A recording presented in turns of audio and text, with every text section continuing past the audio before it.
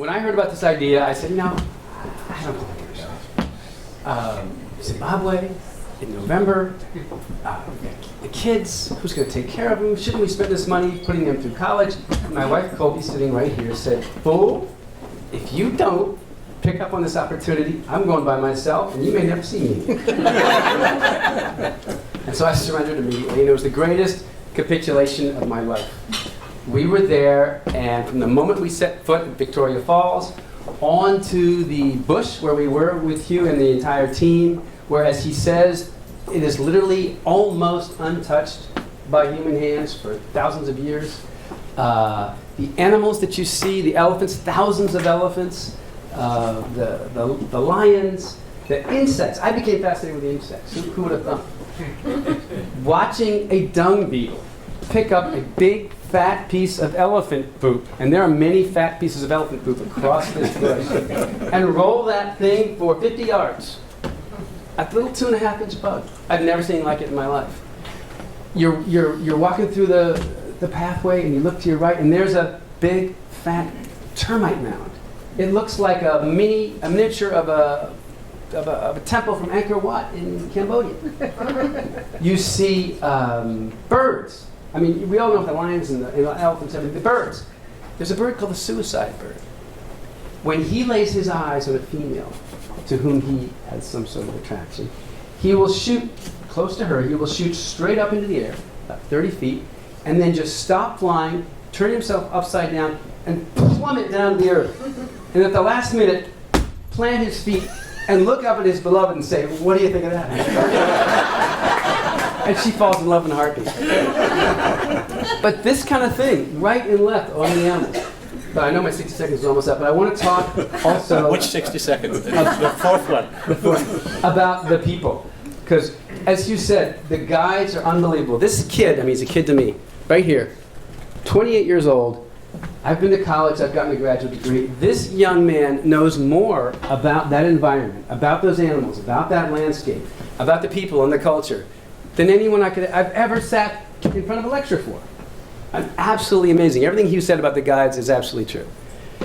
There's also something about the folks in the camp who are taking care of you in a manner that you just can't believe. It is luxurious, there's no question about it. But they sit down with you, they talk with you, they have a drink with you, you connect with them. You connect with people who grew up in these villages, in addition to seeing the animals and the landscape and so on. So I can't say enough about the people. And lastly, there's Hugh, but what can I say about Hugh that Hugh hasn't already said about himself? But there's Heather. If you go and if you do this thing, and I won't give it away, but Heather will leave a mark on you, and a good mark, a happy mark, every single day. And it will be a surprise, and it will inspire you. So there really is a human touch to this whole thing that's unforgettable. But perhaps the most unforgettable human touch for me was the last night, I believe it was the last night we were there. Everybody gathered, all the 35 people working in the camp, as well as those of us who were on the trip. And I don't know why it came to pass that they all sang the Zimbabwean national anthem. And there was this young Zimbabwean standing next to this guy and this guy and this guy, white and black, all from this rural corner of the nation, singing their national anthem. Tears streaming down his face. Everyone just standing forth with this pride in their nation, pride in their environment, pride in their natural landscape. And what we're all living through in America right now. We don't quite have that unity. It was just amazing. And I'll never forget it. I just think that the nature of the human beings and that connective energy to it all was something, as promised, I will never forget. So I highly encourage you. Thanks, David. Sabanda the lion. What we do when we go is each of our members then, on the first day we arrive at the airstrip, the tiny little airstrip, and everyone pulls an animal out of a bag, plastic animal, and that gets to be their totem animal.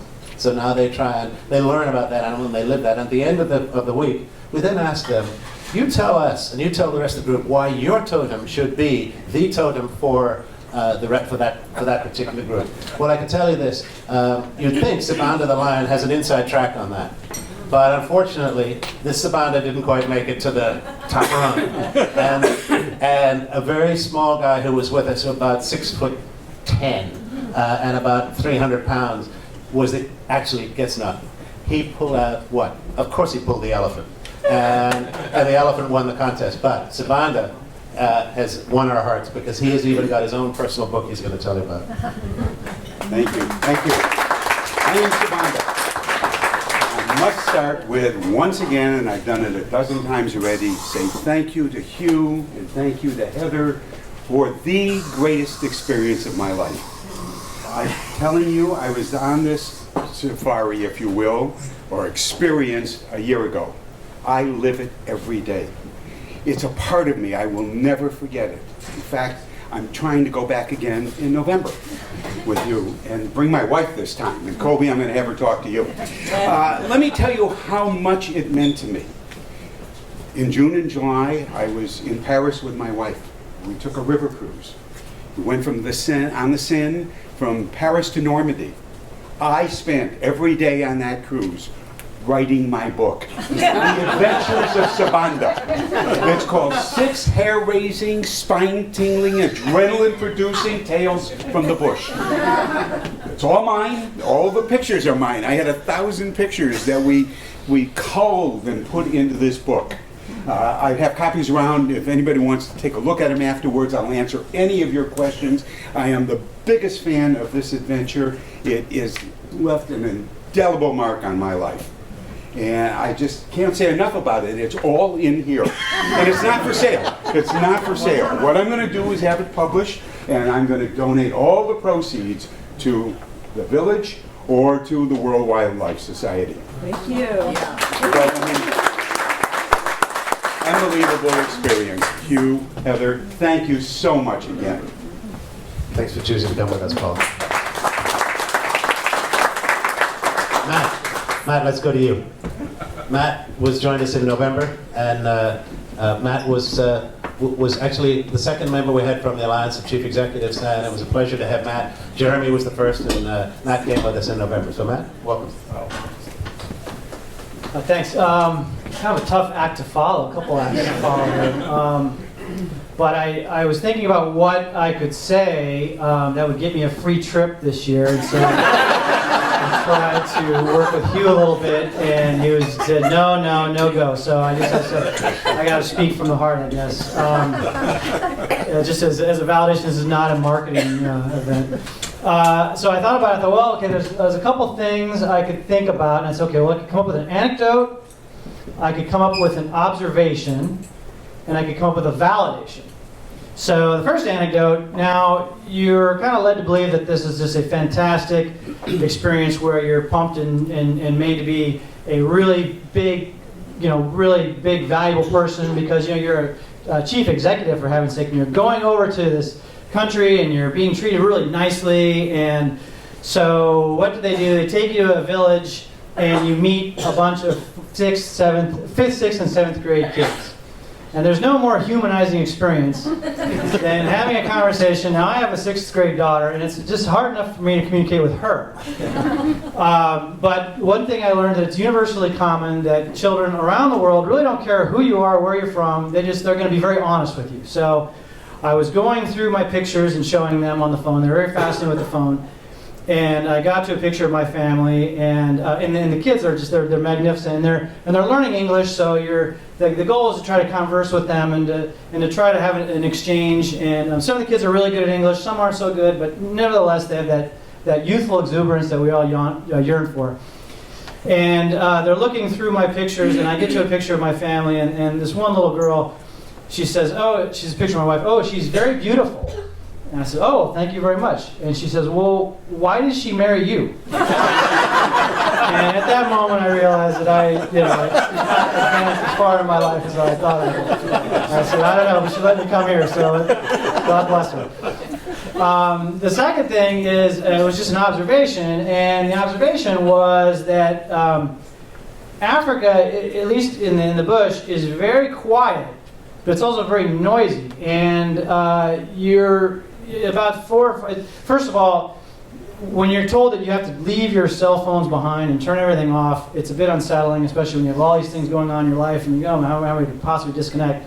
But you manage to do it, and you get about 5 or 6 days in, and you realize that why did I even ever have this device to begin with?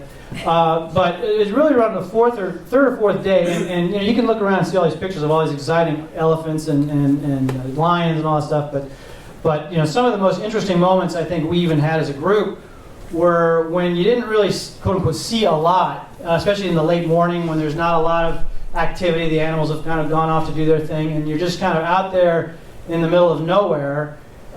In the geography that Hugh described, and you're looking, and you look up in the air, and you say, well, there's no planes, I don't see any planes, and you listen, and you say, I don't hear any road noise, I don't hear any vehicles going anywhere, there's just, and no one's in the car, we're not really talking to each other, because we're all just observing this beautiful landscape, and you just realize there's still a lot of quiet places in the world, and this is a very noisy, we live in the city, and it's very busy and noisy, and I took away that there's still some. It's amazing that there's still some places you can go to really truly feel apart from it all. And you don't really think about that very often. And you're even I'm going to go up to the woods or something. Even if a plane's going to fly by, you just don't get that experience. So that was a really amazing takeaway that hopefully you'll get a chance to sense. And the last thing I'm going to say is a validation. And I know that Hugh would never talk about it. And I'm going to go ahead and say it. And when I got invited to come to this event, I thought, fantastic, it'd be great to talk about it. And on the way over, I said, boy, I wonder what kind of venue it's going to be, and I wonder what it's going to be like. And I thought, well, it's Hugh and Heather putting it together, so I'm sure it's going to be nice. I'm sure it's going to be first class. I'm sure it's going to be great. And you look around this room, you see the attention to detail that they've put, even just to putting up these pictures and this presentation and all this stuff. And it's amazing that they put this level of energy and attention into this. And to think that you're going to have that for an entire week, it's remarkable. And from the moment, and David alluded to a little bit, from the moment you get off the plane in Africa until the moment you get back on the plane to go home, you're for want of nothing. And the level of quality, the content that you're given, the people that you get to know, the accommodations, the transportation, everything is. And I've been fortunate to do quite a bit of traveling in my life, and never have I had an opportunity to go traveling where I didn't have to worry about anything. Even when I'm in the middle of a bush and an elephant 10 feet away, at least I knew that guy had a rifle in front of me, and if he was going to probably get him before he got me, so I didn't have to worry about that. But all of these things are very true, and it's just a really testament to Hugh and to Heather, and just how much effort and passion they put into the experience, and it's really second to none. So hopefully you'll get a chance to experience that too. Thanks, Matt. And that leaves us with Colby. Hi everybody, my name's Colby, and I went on the November trip with my husband David. Africa was always on my bucket list, and we've known Hugh for a long time, so we were super excited to take the trip with him. But I have to tell you, it blew our minds and our expectations away in every possible way. And I think that the only thing that I would add to what everyone has said previously was a couple things. Number one, it's an amazing opportunity to go somewhere with your spouse. David and I had not been on an amazing vacation like that, well, ever. And so I would encourage you to go if you have the opportunity. There were 2 couples on our trip, and it was an amazing chance to reconnect. You don't spend all day, like we would go off, David did walking tours, and I went off to find the cats, and you don't spend the whole time with them, but it was an amazing opportunity for us to reconnect in this completely unique place. The second thing I would say is I spent a week using a side of my brain that I hadn't used in so long, and it was so lovely and amazing, and I was learning for 7-9 straight days in a way that I hadn't learned. Like David pointed out, Bully, who is one of the guides, he's one of the smartest people I've ever met, and he knows so much about something that I know nothing. And I spent the entire time like a sponge absorbing the amazingness of these people, and they're not lecturing you, like they're funny, they're interesting, you want to talk to them all day. And I just loved learning all day. I loved looking at the stars at night. I was in the southern hemisphere for the first time in my life. I loved listening to Bully talk about, well, do you know what direction this elephant was walking? Because we're going to be looking at the elephant track. And by the way, this elephant was, what was it called? Musting, which means like he's in heat. Because you can see the sweat drops, and you're sitting there like just learning all these things, and it's just the most amazing experience to just be someplace where you have that opportunity. And so those are some things that I would say that I talk to my kids about, and I would recommend. It's the most unbelievable experience. So I hope that everybody has a chance to do that. Thanks.